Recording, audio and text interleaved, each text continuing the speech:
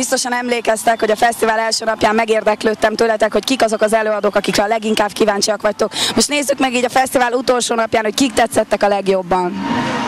Na, hogy telt a 4 nap? Nagyon jól telt a 4 nap nekem. Legszebb emlék? Eric Molirról nekem nagyon tetszett, mert klubos zenét játszott, és az, amit én igazán kedvelek. Jövőre jössz?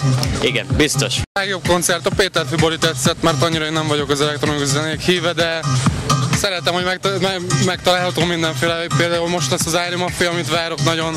A Volt Fesztiválon is ott voltam, és ott is nagyon zenét csináltak, úgyhogy remélem, hogy most is nem csalódok bennük. Péterfi szintén, de ma este még jön a Rögszop, én arra várok. Underworld. És neked? Nekem is. Underworld egyértelműen. A Zsagár volt a legjobb, nem? És neked? Hát Getta. David Guetta. Neked melyik koncert tetszett a legjobban? Underworld. Dark Pistols. Underworld. Nekem Pöli, nem koncert, de csütörtök reggel, illetve péntek.